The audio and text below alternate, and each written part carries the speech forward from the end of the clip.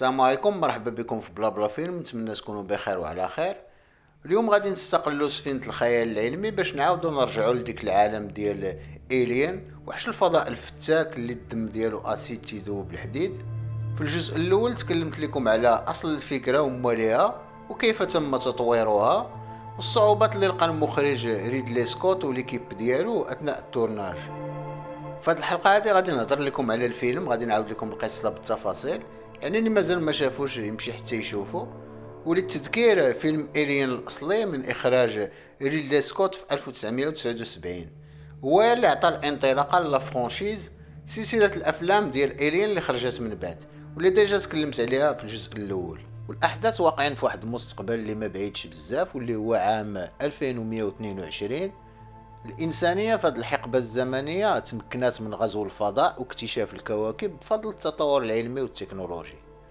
واحد الطاقم رواد الفضاء اللي كانوا راجعين للأرض من مورا ما سالاو المهمة ديالهم على متن السفينة الفضائية التجارية نوسترومو اللي كتجيب المعادن من الكواكب الأخرى وتوصلهم للأرض، غادي يفيقوا من الناس من مورا ما كانوا في سبات اصطناعي عميق قبل ما يوصلوا للأرض، حيت المركبة ديالهم كابطات واحد السينيال راديو جاي من واحد الكوكب صغير وإيزولي. والاورديناتور دو بور اللي تيعيطوا ليه مادر فيق ليكيباج المكون من 7 رواد الفضاء واللي كيتصحاب ليهم وصلوا لديورهم، حيت من غير المهام التجاريه ديالهم عندهم في الكونطرا بلا خصهم يبحثوا الا مشاو حتى شموا الريحه ديال الحياه في شي كوكب.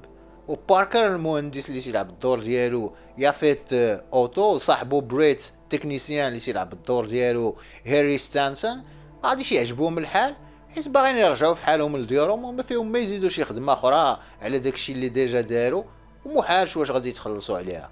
وكابتن داراس اللي تيلعب الدور ديالو توم شيريت ربان السفينه، ولوفيسيي سيونتيفيك اش اللي تيلعب الدور ديالو يان هورم غيفكرون بالكونطرا ديالهم وبلا الشركه اللي مصيفطاهم كتاكد على ضروره البحث والتنقيب الا بانت لهم شي حاجه غريبه في شي بلاصه.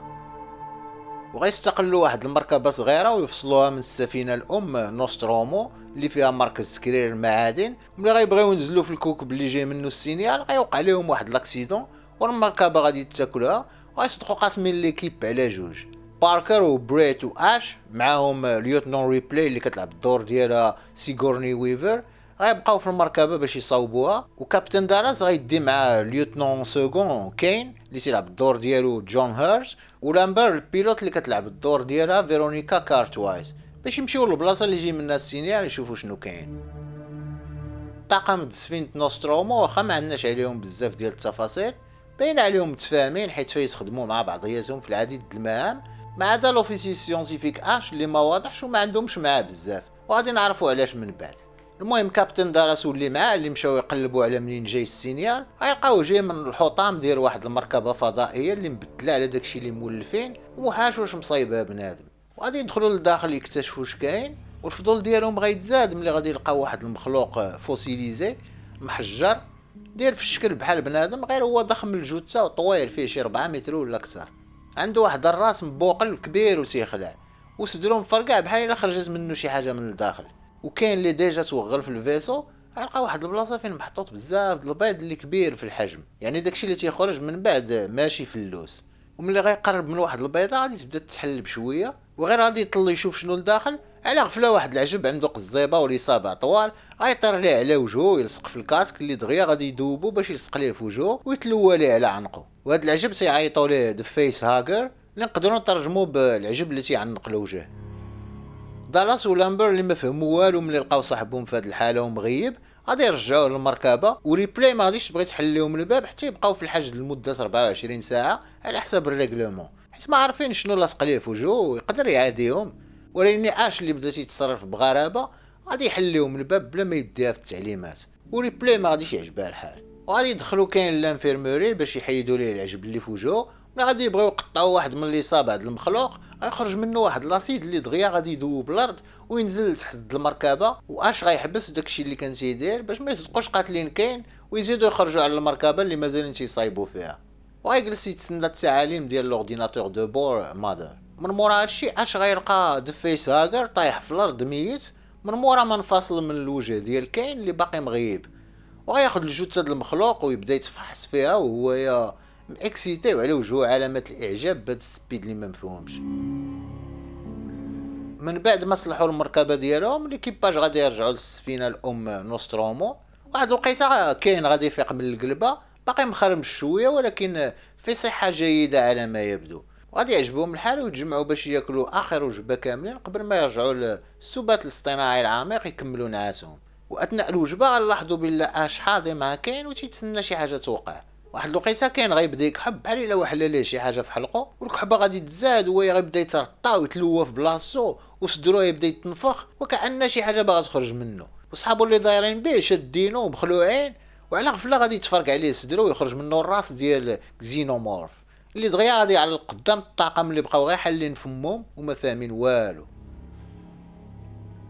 وانا غنوقف واحد شويه باش نشرح لكم المراحل اللي تيدوز منها المخلوق الفضائي الين باش يشد الفورما ديالو.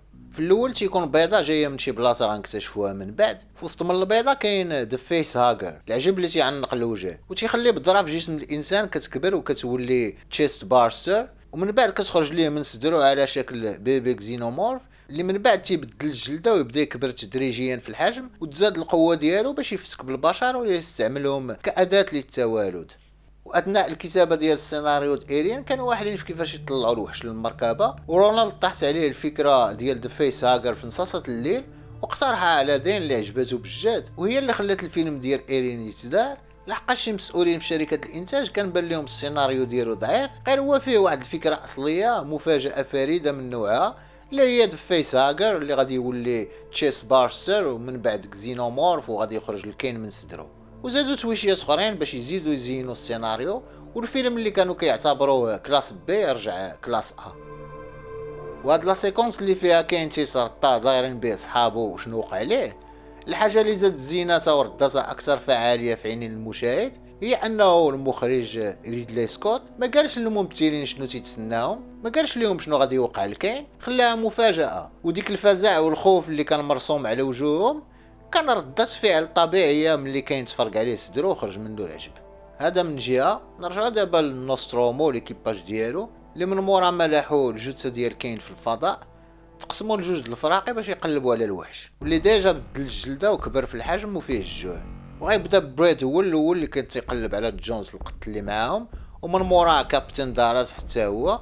وهنا فين غادي نتعرفوا على البطله ديالنا ليوتنون ريبلي، لحقاش ملي بدا الفيلم وحنا ما عارفين شكون البطل ولا البطله، وملي مات كابتن داراس ولات هي اللي مكلفه بالمركبه. وملي غادي تشاور مع الاورديناتور دو بور مادر باش تلقى شي حل الين اللي ما غاديش يقدروا يتيريو فيه بالقرطاس لحقاش لاسيد ديالو غادي يذوب بالميتال ويثقب بالمركبه، ريبلي غادي تكتشف بلا اش جاوب بالتخبيه شي اوامر من الشركه اللي مخدماهم واللي كتاكد على انه الين المخلوق الفضائي خاصو يوصلهم باي طريقه باش يبحثوا ويحلوا ويحاولوا يفهموا، وبلا الطاقم الا مات ماشي مشكل. واش غادي يبعث عليها على غفله باش يسكتها قبل ما تفضحوا. لحسن الحظ باركر ولامبر غادي يوقفوه في اخر لحظه وما غادي يفهموا والو ملي غادي يكتشفوا بلا اش ماشي بنادم، روبو بغلاف ادمي. امو الوحيد هو اتمام المهمه اللي كلفاتو بها الشركه اللي مصيفطاهم، وباركر غادي يفرشخو مزيان. من مورا هادشي ريبلي باركر ولامبر اللي فاهمين بلا ما خصهمش يضربوا الوحش بالقرطاس على ود لاسيد اللي فيه، غيلقاو عندهم حل واحد هو استقالة مركبة الاستغاثة ويفرقعوا النوسترومو السفينة الأم بالعجب اللي فيها، ولكن غادي يخصهم واحد اللعيبات باش يديماريو المركبة. وباركر ولامبر غادي يمشيو يجيبوهم في نفس الوقت. ريبلي اللي ما بانش ليها القط اللي معاهم جونز غيمشي تقلب عليه، وملي غادي تلقاه غادي تسمع الغوات ديال لامبر وباركر اللي كزرهم الوحش بحال الا كان تيتسنى فيهم. وريبلي غادي توصل عندهم معطله وغادي تزاد معها الزايت حيت بقات غير هي والقط جونز بلا ما تعطل غادي تخدم العداد التنازلي باش السفينه نوسترومو تفرقع راسها من مورا ما غادي تكون هربات هي والقط على متن مركبه الاستغاثه. ولكن الوحش غادي يقطع عليهم الطريق وريبلي غادي ترجع دغيا باش ديزاكتيفي العداد التنازلي اللي ما بغاش يحبس، وهي اللي دايره اكثر من جهدها باش ما يخرجش ليها العقل.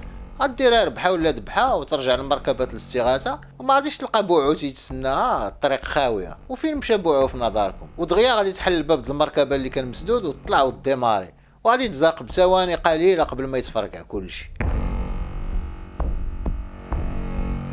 من بعد ريبلي اللي عند بالها زاقات هي والقط كتوجد راسها لرحله العوده من مورا الكوشمار اللي عاشت، ولكن الكوشمار مازال ما سالا. على غفله غادي تكتشف الين مغجق في واحد القنص وغادي تخبى وقلبها غادي يخرج من بلاصتو.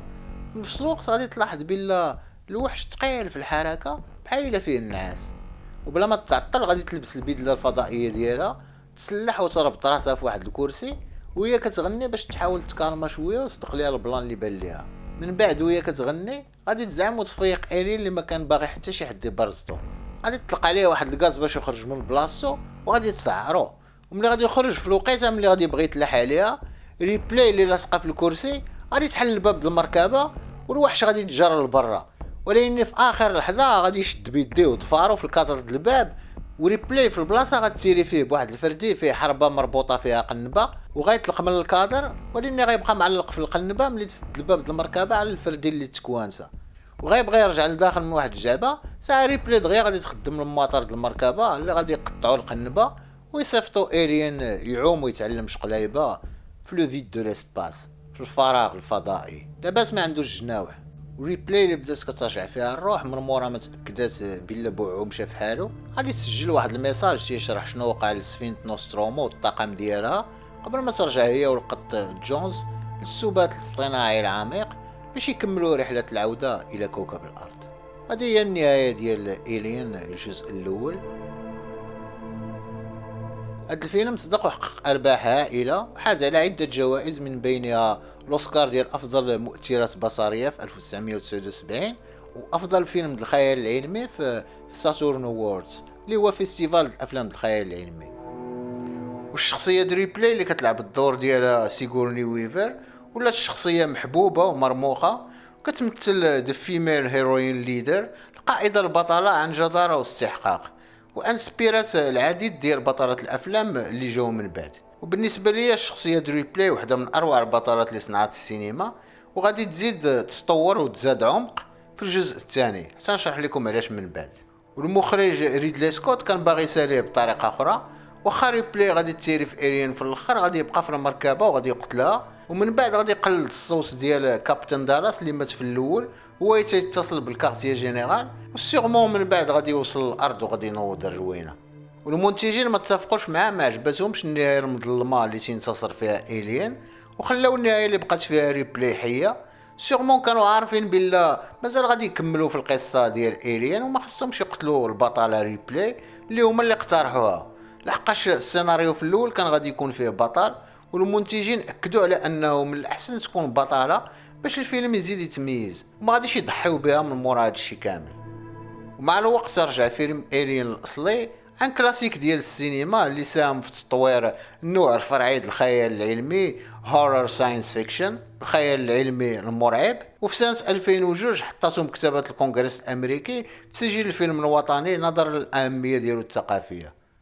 المهم هذا ما كان، نتمنى هذه الرحله في عالم إيليان تكون عجباتكم، وما تنساوش عفاكم ما ديروا دوك التويشيات باش تشجعوا القناه الا سيعجبكم هادشي اللي تندير. وشكرا بزاف على المشاهده وتهلاو في ريوسكم حتى نتقاشعوا من بعد.